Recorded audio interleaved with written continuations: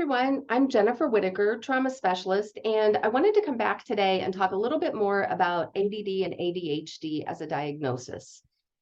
And I found the diagnosis to be a little bit of circular logic that doesn't quite make sense to me. And I say this from personal experience because I'm ADD.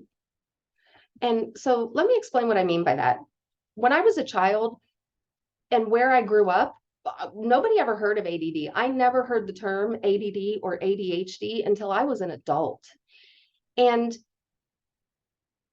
I was much later in adulthood. It was probably another 10 years or even 15 after I first heard the term before I really started to look into it. And I had an understanding of the symptoms and I started to recognize myself in the symptoms. So now that I know what I know, I can look back over my childhood and I'm like, wow, it was glaringly obvious that I had ADHD, but we didn't know much about the condition and we hadn't heard of it when I was a kid.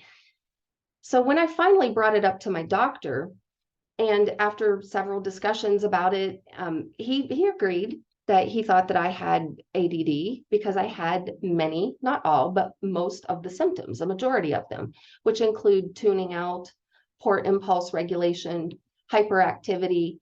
Hyperactivity was me more when I was a child. Now in adulthood, I'm a little bit more fidgety. And you may have noticed that in past videos because I adjust in my seat all the time. That's ADD fidgetiness, by the way. Hyperfocus. Those of us with ADD can and have a tendency to hyperfocus when it's something that we're really passionate about or a topic that we're really involved in. And I can hyperfocus on a project to the point that I will forget to eat and use the bathroom. So that's what I mean by hyperfocus. Other symptoms include irritability, risk-taking behaviors, sleep problems, racing thoughts, and forgetfulness.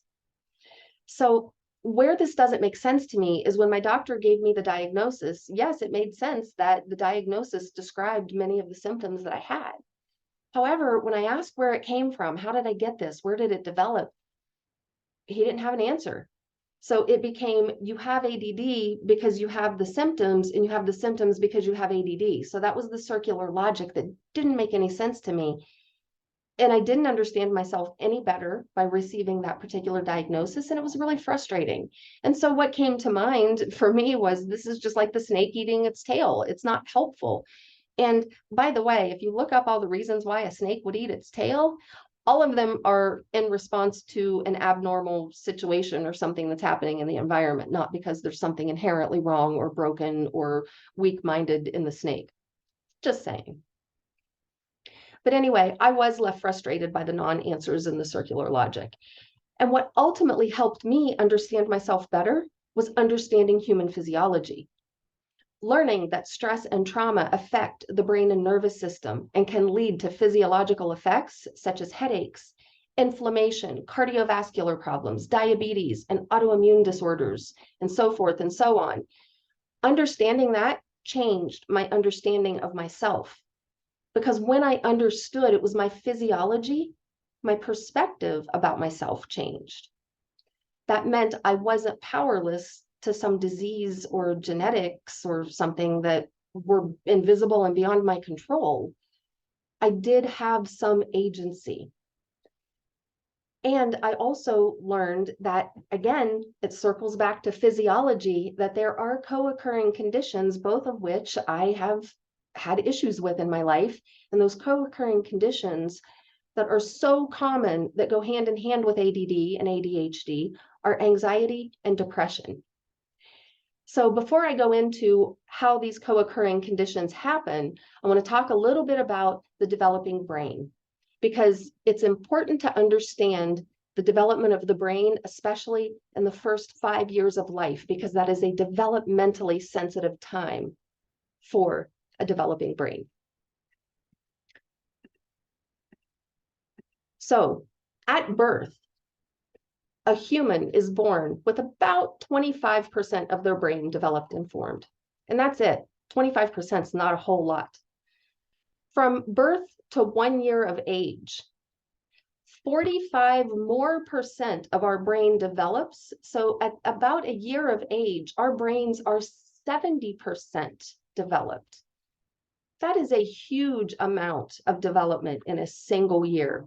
And then if you look over the next 2 years, from year 1 to year 3, you add another 15% of development. So the development is slowing down over time.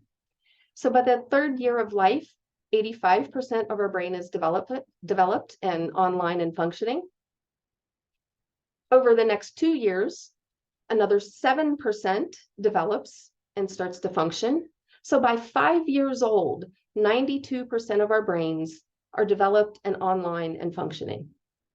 From age 5 up until about somewhere around 25 to 28, depending upon whether you're a man or a woman, is when the rest of the brain develops. So that remaining 8% develops over the next 20 plus years. So understanding the rapid rate of brain development in early childhood is super important for where I'm about to go and why anxiety and depression are comorbid or co-occurring conditions with ADHD. Toxic stress can change a child's brain chemistry, brain anatomy, and even genetic expression. Toxic stress weakens the architecture of the developing brain, which can lead to lifelong problems in learning, physical, and mental health. When a child experiences toxic stress, the hypothalamic, pituitary, and adrenal hormone axis is overactivated. And when this HPA axis is overactivated, it results in blood levels of the stress hormone cortisol being higher. And these higher levels of cortisol can result in long-term changes in inflammation and immunity. Studies have shown associations between toxic stress and changes in brain structure. So let's look at a couple really common forms of toxic stress that a child can experience and impact their brain development and contribute to a future diagnosis of anxiety or even depression. Now, one thing I want to say before I really go into this is that my audience that I tend to attract, and statistics show this on the back end of several of my apps, that my audience mostly consists of adults between 35 and 70 years of age. So please keep in mind that what we as adults might consider toxic stress can be different than what a child experiences as toxic stress. So one common type of toxic stress that children can experience is experiencing too little for too long. Too little for too long is how we describe neglect. Now, I'm not necessarily talking about intentional neglect here, because in today's society, parents are busy and often distracted for a variety of reasons. They could be economic reasons, trying to put food on the table and pay the bills and keep the family in a house and just making ends meet. They could be political reasons. It could be because the parents have unresolved trauma themselves that they haven't dealt with, or problems in a relationship, or whatever it is that is causing stress in the lives of the parents.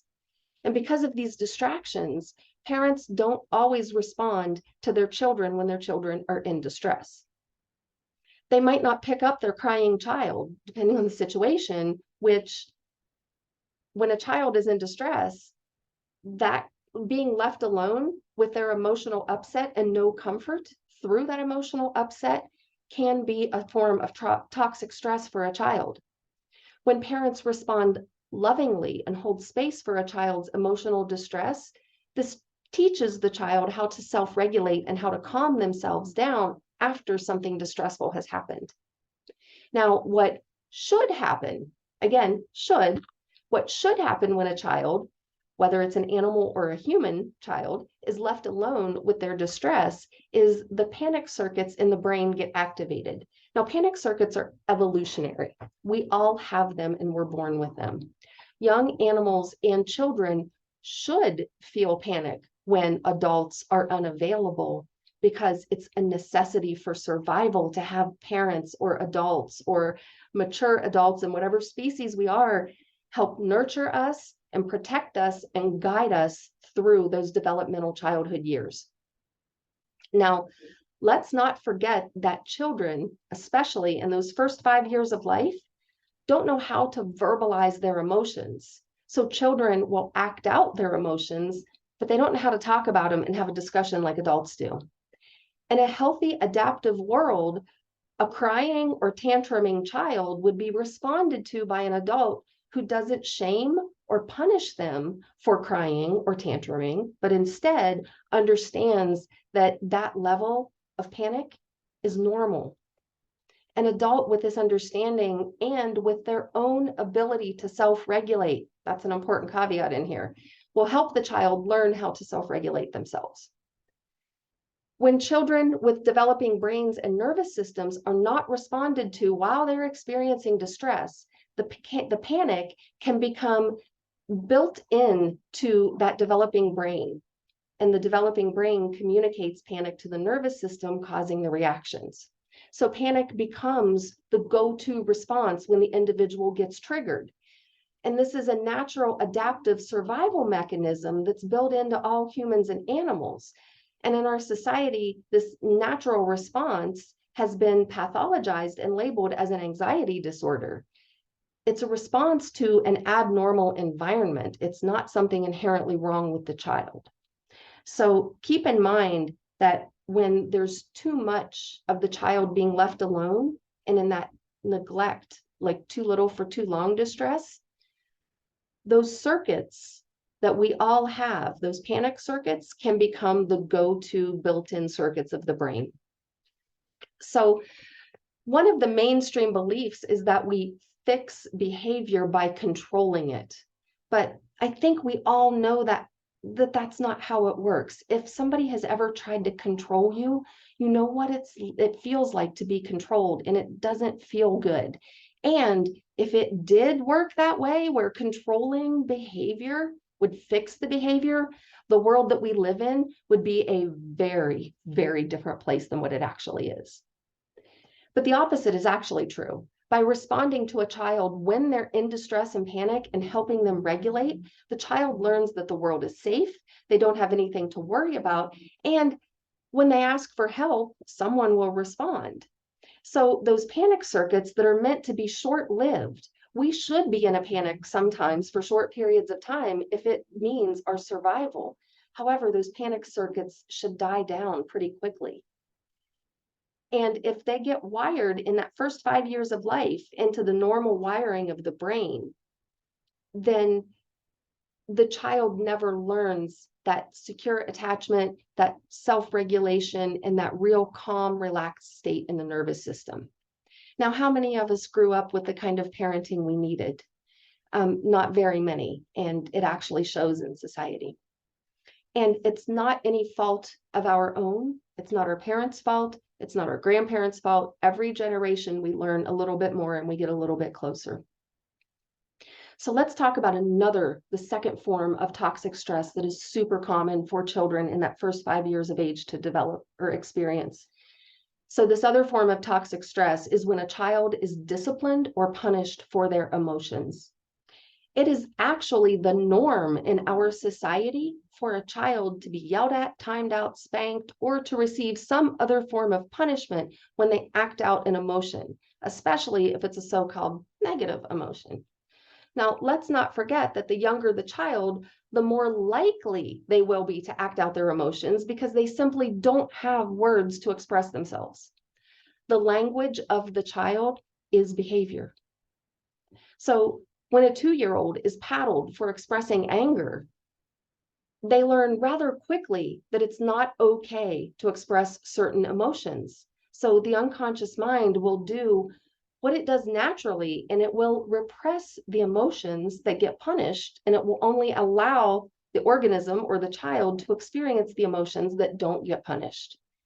So this leads to depression. Think about the word itself. What does it mean to depress something? The word itself means to push down, press down, to lower, to weaken, to make dull. And that's exactly what happens when we learn at such a young age to push our emotions down, because our emotions, which are our most authentic expression of ourselves, are not acceptable. So when we push down our emotions, that is a form of self-betrayal and self-denial. And it's how we keep ourselves from experiencing our own authenticity. And oftentimes this starts in childhood when we get punished for having emotions. And it really is exhausting to hold in those emotions and to keep pushing them down, whether it's through suppression or repression, because the emotions that get suppressed are ones that are like anger and sadness and grief, frustration, angst, worry, doubt, and fear, for example. It's like playing in water with a beach ball. And the whole time you're in the water, you're holding that beach ball, which represents an emotion, under the water. Try the whole time you're in the water and not letting it pop up and see what happens. It's exhausting. Now imagine each emotion that you're either repressing or suppressing is represented by its own beach ball. How many balls are you trying to hold under the water simultaneously on a day-to-day basis? That could be why, if you're feeling exhausted and tired and fatigued all the time, it could go hand in hand. Don't know, it might not. But this is important because a number of people are fatigued and they don't really realize why. So for a lot of us, it began as a survival strategy in early childhood. It got hardwired into our developing brain. So it became an unconscious habit that some of us might act out and still do daily. So when we have to repress our emotions within the first 5 years of life, depression and panic and anxiety, because panic and anxiety go hand in hand, depression and anxiety can become part of the circuitry that gets hardwired into the developing brain. So I hope that helps you understand a little bit better why anxiety and depression are often co-occurring and comorbid conditions with ADHD or ADD. If you have any comments, please drop them below or respond to this newsletter. I'd love to hear from you. If you have found this information valuable, please like, subscribe, share, and if you're watching on YouTube, be sure to hit the bell so you don't miss any future videos. I'll see you next time, everyone. Happy self-discovery.